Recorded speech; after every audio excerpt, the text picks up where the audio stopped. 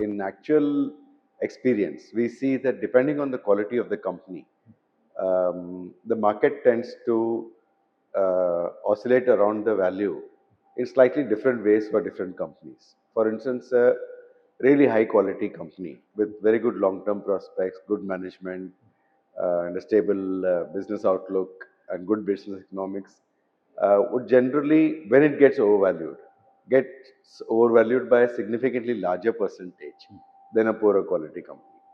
And similarly, when it gets undervalued because of various factors, it tends to get undervalued by a smaller percentage than poor quality companies.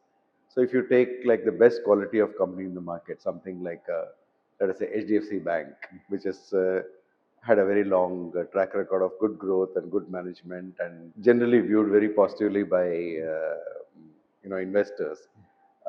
When it gets overvalued by a significantly larger percentage than the other banks. And when it gets undervalued, it doesn't get undervalued by such a big margin.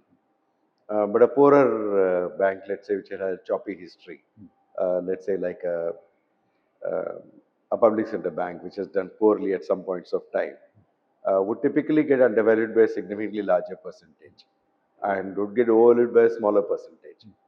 This has significance for the investors because if I am seeking to buy stocks when they are undervalued and seeking to sell them when they're overvalued, I would not wait for HDFC Bank to be undervalued by as much as 40% or 30%, because once it gets undervalued by 20%, there are a lot of people willing to buy the stock. So it rarely gets undervalued by a lot more than 15-20%, if that. Overvaluation side, because people have a preference to hold the stock, it might get overvalued by 50% or 60% or even 70%. And so if I am going to look at HDFC Bank in terms of what's a good price at which I should be buying it, I should not be waiting for it to drop to 30% below value. I should probably buying it when it's 10% or 15% below value. And I should not be expecting to sell it when it's 20% above value, because it can well go to 40-50% above value. But a poorer quality bank, I may not find it a good idea to buy it when it is 10% below value, because it can easily get undervalued by 40%. And on the flip side, when it goes up, it might get overvalued by 10 or 20%. And I should not wait for it to get overvalued by 50%, because there's a limit to which it will get overvalued. Of course, this is not a perfect science, but this is observation that we see this. So by categorizing companies as A, B, C, D category companies, what you're basically saying is while the market price moves around intrinsic value and is driven by overall market forces, individual stocks tend to have a range in which they move around value. So the best quality companies get overvalued more and undervalued less, and the worst quality companies get overvalued less and undervalued a lot. The worst quality companies. So by categorizing companies as A, B, C, D category companies, you know how much undervaluation you should be willing to buy a stock for. A represents obviously the best quality of companies in terms of business, business economics, in terms of strength of balance sheet, appraisal, quality of management, and those kind of things.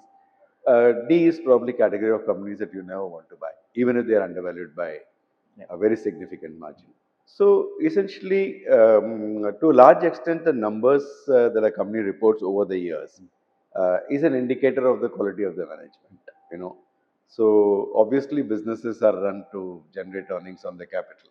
You know, so good management will always focus on trying to earn as high a return on capital as possible and as stable a return on capital as possible. So if you see that a company over a 10-year period of time has generally achieved a significant ROE, which is not only high in absolute terms, but is amongst the highest in the industry in which it operates. Of course, industries determine what kind of ROE you can achieve. So if you take a consumer company, for instance, a consumer products company like Hindustan Lever or a Colgate or those kind of companies, they will tend to have very, very high ROEs, And if you take a bank, typically banks ROE will range between 12 to 20% or something like that. So if you're a bank and you're earning 18 to 20% ROE consistently over the years, then you're a better run bank, essentially.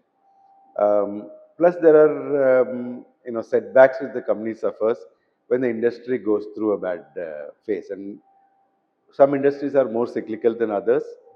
For instance, the commercial vehicles industry is far more cyclical than, let us say, the consumer products industry, or the banking industry is in between. It's not that cyclical, but it's cyclical. So, how well does the company manage when there is a bad phase for the industry? That sort of is an indicator of the quality of the management. Largely, the management's job is to allocate capital. So, when they earn return on capital, part of it is given back as dividend to shareholders, and part of it goes back into reinvestment in the business. So, good allocators of capital generally allocate capital in such a way that their ROE is maintained, does not drop too much. Poor allocators of capital will allocate to new projects which don't get enough good returns, and you will see a lot more volatility in their earnings. So this is one way in which, of course, then there is a exceptional cases where you find management doing things which are unethical or doing things which are investor unfriendly. That would definitely put them in the category of poor quality managements. And there are managements which for years run their business in a very investor friendly, transparent, and investor friendly kind of fashion. Those would be factors which would weigh in classifying a company as a better quality management. Banking is pretty well known, but let's say pharma, for instance. So way back in the 90s, um, pharma was seen as a big opportunity, and there were a lot of companies which came out of Hyderabad, which are sort of spin-offs from Standard Organics, and because there was patent protection for Indian pharmaceutical companies, and they also saw a big opportunity in outsourcing of chemicals from pharma chemicals from India. There were a very large number of companies which came out. But many of them chose a good business model where they focused on servicing a strong client base and focused on building capabilities for chemistry.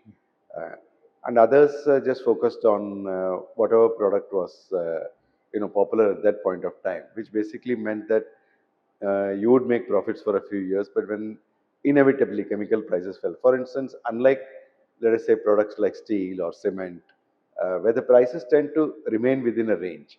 So if you take the price of hot rolled coils and steel, when the business suffers from overcapacity and less demand, the price may drop to $150 a ton. When there is shortage of supply and too much demand, it may go up to $400 a ton. I'm giving you rough numbers. But this range would repeat again and again because there is a certain essential cost of manufacturing which doesn't go down. There's a cost of ingredients like coal and power which doesn't go down. Um, but in case of pharmaceuticals, for instance, because the process for manufacturing a chemical keeps on getting refined further and further, a chemical which sold for, let's say, 50 rupees a kilo, as more manufacturers come in and find more efficient processes, the cost of manufacturing might drop from $50 to as low as $5. So over a period of time, you would see significant price erosion. So companies which overcommitted to a product like that and did not have basic chemistry skills which would allow them to manufacture other products would see a period of prosperity followed by a period of significant decline in earnings, even to the extent of going bust. Yeah. So we have seen that happen in the. So if you looked at their earnings, let us say in 1993, they all looked the same. They were earning high profits, they had high ROEs and all that. But many of them grew to significantly larger companies with good prospects. In fact, to 100 times their size over the next 20 years. Yeah. And many of them just went Vanished. bust. So that would basically be a failure of management strategy about how to position themselves in the industry for long term Okay. sustainability.